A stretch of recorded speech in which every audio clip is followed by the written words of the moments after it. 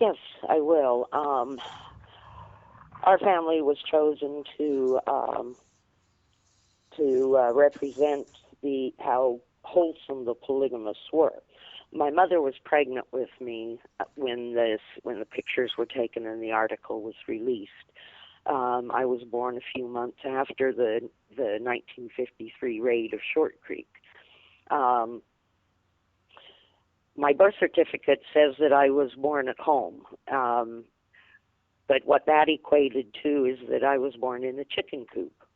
There was a home on the property where Father moved, and his first two wives shared the house, and my mother went out to the chicken coop and cleaned everything and sanitized it, and that became her own little space, and she was happy there. After the raid, and as I was growing up, it was the children's responsibility to hide the subsequent kids that had been born. The reason being that the men, to get out of prison, the men signed documents saying they would not cohabitate with their plural wives anymore. But we children had to protect Father from the police. And if it was found out, then the children were to blame. And this is something that I've noticed throughout the whole structure. The children are to blame if they do something. There are many, many examples which we'll get into more later. You're indicating that the children tell the truth and their fathers pay the penalty. It's the children's fault then if Dad goes to prison. Yes, they are to blame. Then those wives that were on Yearning for Zion raid in Texas, they could not say anything derogatory because it would be their fault. Their family was torn apart, and not their husbands or where they lived. And they would lose their salvation. So they have to be happy and present it the way... Well, what they do is they pick the most staunch of the believers, of the women, the ones they want the media to see. And it's carefully orchestrated. And you say what they tell you to say. And it's just like when we, anywhere else in society where polygamists interact with the Gentiles, shall we say. But no, these women, I call them Stepford wives because they're so robotic. But you have to be. A woman... To betray the brother, the loss of the soul? To betray the brother and then becomes the loss of their soul? Is this what you're telling me? Yes. Yes. If you reveal God's laws, if you reveal the religion to other people, then you've committed a huge sin because you've shared. It's the saying that to throw pearls before swine. Well, talking about pearls before swine, your father, Clyde Mackert, the poster child of polygamy, to show people how wonderful polygamy was. How wonderful was polygamy in your childhood? Was there abuse? Was there love? How wonderful was the inside story? I wanted more than anything else for my daddy to love me, but I didn't have a daddy. I had a monster. I was beaten severely on multiple occasions. My father started sexually abusing me when I was 3.5 years old. It lasted for 13 years. On the subject of it being the children's fault, when my father subjected me to that, it was forced oral sex, and I was gagging and throwing up, and he pulled my hair and slapped me and told me what a bad girl I was.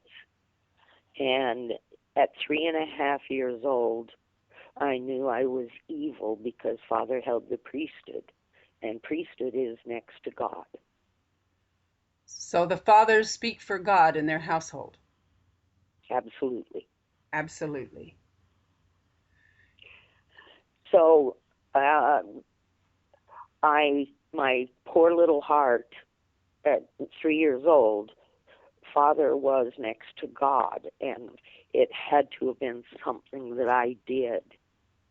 And I couldn't figure out, I knew not, I just prayed and prayed to God to help me get rid of whatever sin it was that made Father do that to me. Is child molestation common in polygamy? Very common, very common. When you marry a girl off at 16 years old and she's marrying a man in his 50s or 60s or older, that is, by all definition of the law, child rape because of the age discrepancy. And when it's take for instance Elisa Wall, she was 14 and her cousin / husband was 19. That is still a sexual assault of a child because he was over 18 and she was not. But even those that are more age appropriate, to 3 years apart, there is, when you are told who to marry, you have to submit everything to them. And it's very difficult, but you grow, the child's sexual abuse is rampant. With men, the age of getting married, 12 years old, I mean, come on. Are there a lot of children that are married between, at puberty, at 12, 13, a lot of them that are married that young? Yes. Yes. I grew up being told that other groups did that, but we didn't because it was just wrong. And but I know for a fact I have one aunt that they tried to bring into the family when she was 14 years old. I've been told that by several people. Yep. How did you get to the point where you knew that you were going to leave? Oh, know the truth, and the truth shall set you free. It's one of my favorite quotes that I learned as childhood, because it set me free, truly. My marriage was splitting up. I was told to go in and talk to the prophet at the time. This is 1976, so it was Leroy Johnson. And during the course of the conversation, I told him that my father had been sexually abusing me. And he looked at me and told me that I was a liar. And how could I possibly say such a horrific thing about one of God's priesthood? And I looked at him and I said, if you are God's prophet and if God talks to you, you would not have called me a liar.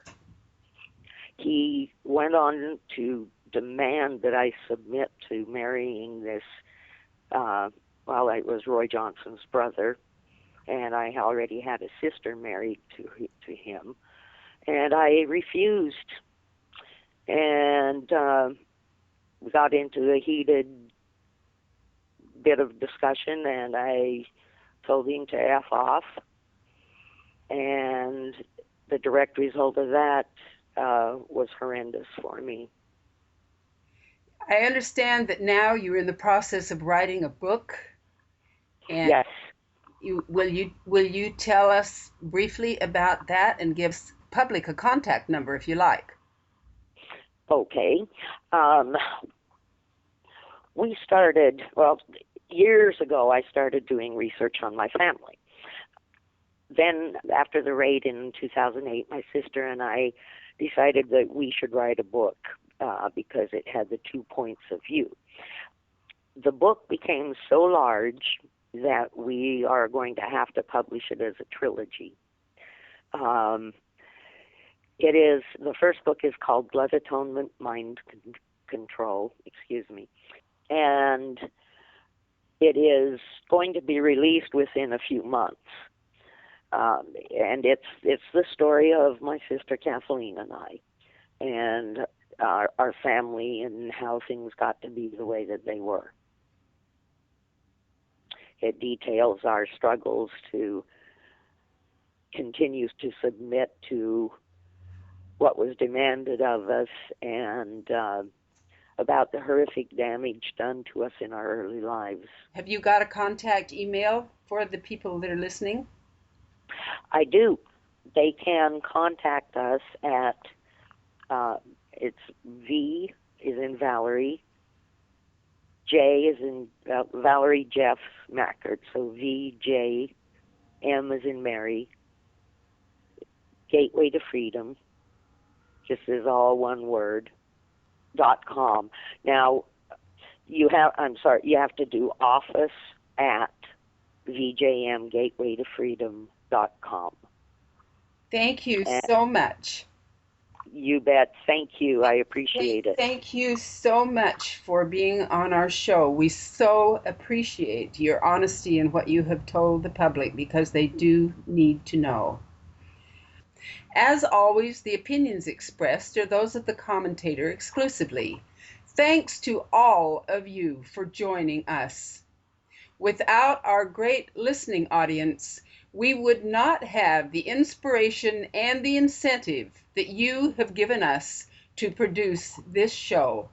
We sincerely thank all of our listeners and invite you to join us next time.